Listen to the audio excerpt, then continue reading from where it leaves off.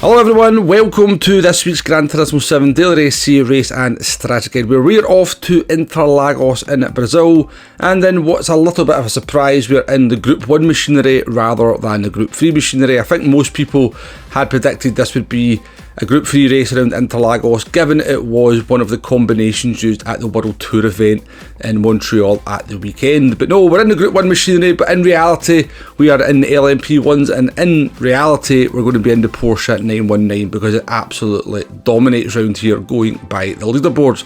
So I think it's very much going to be a one-make race very, very quickly. But for settings, we've got 15 laps to get round, we've got tyre wear at ×5, fuel at ×3, we've just got the racing medium tyres available. There is a mandatory pit stop in this one, BOP is on, damage is light, it's a rolling start, and slipstream is real, which we'll talk about as the video goes on. Not the first time we've done this combination, all the way back in October 2022 we did the exact same combo, albeit with slightly different settings. It was softer medium tyres back then, whereas we've just got the medium tyres available here. So getting into the racing action, this isn't the first race of the week, this is actually the second race. I decided to do some of the other things for the video before jumping into the race. So this is the 8:30 shot, the second race of the week, and as you can see 99.9% of the field is in the Porsche 919. There is a Toyota GR010 in the field as well, and you're going to see why that is not going to be the car to pick for this race. I believe maybe the Toyota TS050 might be a slight alternative, but I've not raced that car in a good while and I've no idea how its hybrid performs in relation to the Porsches. That is why this car is so dominant around here. There's no hybrid worries, the hybrid will regenerate itself without any issues whatsoever, without any kind of tricks to kind of maintain it, although maybe you might want to learn how to do some of those tricks as the week goes on. It could prove slightly advantageous, but in reality the hybrid will look after itself, and that is the advantage the Porsche has got over the Toyota and the Audi from the same era, whereas they tend to run out of their hybrid, so you're not getting the boost out the corners in the same way. But first lap here at Interlagos, you can see it's a little bit chaotic coming up to the hairpins, the tight infield section for the first time. There's going to be a little bit of chaos here. Not 100% sure what happened, but we managed to negotiate it pretty nicely indeed. A car up ahead is going to get on the throttle a little bit too early and spin out. Now we do have TC on here. We took a little bit of a bump into turn 1 there, which made it kind of slightly into the back of the car in front of us, and we picked up some rear damage in the process. But all in all, not too shabby a first lap to survive and to move up 4 positions as well.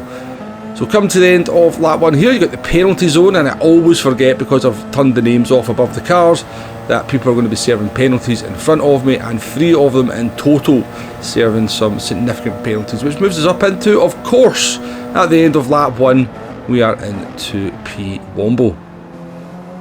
So we're going to jump forward here to the beginning, or sorry, the middle of lap 3, and we're going to see another car coming out of this hairpin, spinning the car up here. Now, as I said, I'm running TC here because I just feel that TC doesn't really slow me down, and I get the benefits of possibly being saved from little moments like that. So if you're having a little bit of trouble with the rear end of the car, definitely it's something to consider. So we're going to jump here to lap 5, and we've been behind Diddy for a few laps here, and the dirty air had proven quite difficult to get near to the car in front. So we're going to jump into the pits here and make our mandatory pit stop and see if we can get a little bit of a undercut. Now, I had tested the difference between changing the tyres and not changing the tyres before I entered the race, and the difference to change the tyres between not changing the tyres is 2.4 seconds. But you can see from our tyre wear there, we're a third of the way into the race, we're not going to have any trouble getting these tyres to the end. So obviously try to make up some time at this point, try to get an undercut. We're not going to change the tyres. It means we're stationary for 1.6 seconds. If you do change the tyres, and I highly recommend not changing the tyres in this one, but if you do change them, you will be stationary for 4.1 seconds, which is that 2.5 second difference. Overall, if you don't change the tyres, you're going to be losing about 19 seconds in the pits. If you do change the tyres, it's going to be about 22 seconds or 21.5 seconds. Fuel is going to be no issue whatsoever in this one. But yeah, looking at the tyres, you can see that we've done a third of the race. We're on to lap 6. these tyres are going to have no issue performing pretty much at 100% all the way to the end of the race. Remember, as long as you've got about 50% tread on the tyres, they pretty much perform at maximum performance. So catching up here to Amenti, who is in that Toyota GR010, and he very kindly moves aside, realising he's just not in the same race with that car, which is a little bit of a shame given it is the more up-to-date version Group 1 car that we have in the game. So jumping forward here to lap 8. Now Danny had obviously had some issues at the start of the race, maybe one of the cars that got spun out, and he obviously has enough residual speed over me, even with the dirty air, to be able to get close enough to go for that move, and we just yielded into turn 4. With all due respect to Danny, super quick driver, he is a little bit of a chaos magnet, so I don't really want him particularly near me, if I am being brutally honest. But that was pretty much it.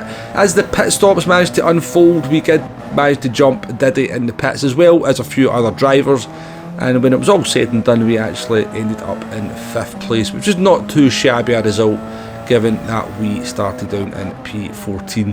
And as you can see, the tyres there, we're getting towards maybe about 55, possibly 60% wear on that right rear, but the tyres will still perform absolutely fine here. So you can see, you know, we're still doing pretty much identical lap times as we were doing all the way back on lap 7 and 9. I think we finished there for 21.2 or something like that. But yeah, P1 there, miles ahead, but a very good length of race, to be perfectly honest with you. 20 minutes, over 20 minutes, which is what we're always asking for in daily race C. But that's pretty much it.